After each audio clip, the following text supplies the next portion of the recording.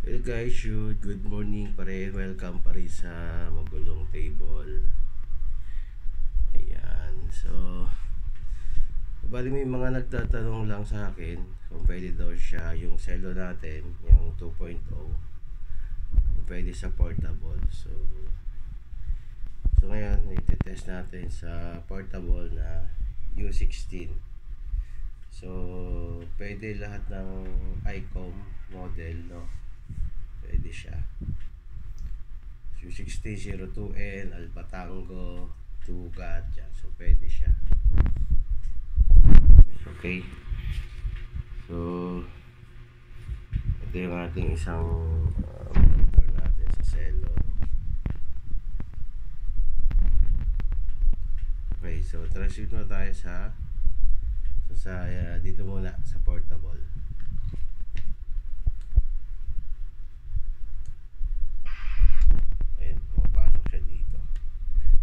Transmit tayo sa UHF, papasok dito, then lalabas sa Celo. 1, 2, 3, 4. Testing mic 1, 2, 3. Ayun, so dito naman tayo sa Celo, no?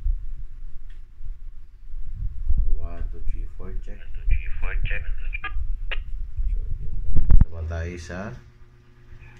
papasok tayo sa Celo, then transmit tayo ng portable papunta dito sa ating handy. Testing mic 1. So masyado tayong malapit kaya nag-echo siya. Okay, so testingin naman natin sa VHF. So pag sa VHF, lalo na pag bass, tanggalin mo yung mic sa portable,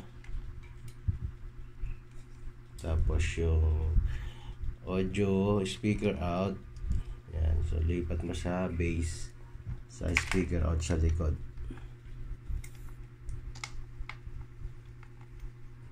Teka lang guys, hindi natin may shoot.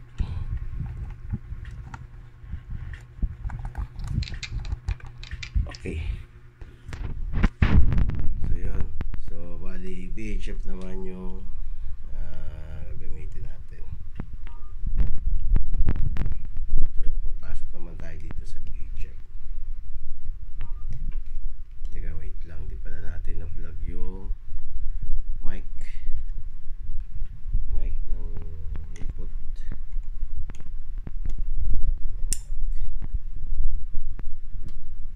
Mic niya, ayun, naka-jack lang siya. Okay. Transmit tayo sa VHF 1, 2, 3, 4.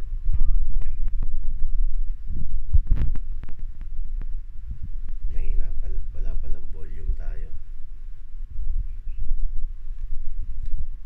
1, 2, 3, 4. Testing mic 1, 2, 3. So balik naman, so para siyang back to back, ano. So Celo naman to VHF 1, 2, 3, 4. So walang volume to. 1, 2, 3, 4. Testing audio 1, 2, 3. So okay, yun guys. Sana nasagot ko yung tanong ng iba na kung pwede daw sa portable. So pwede. So sa Baopeng, so possible pwede rin siya. Alam ko may iba gumagamit ng Baopeng. So pwede siya. I-configure lang yung pinning no PTT, yung mic saka yung audio. Okay lang guys. Good morning. Thank you.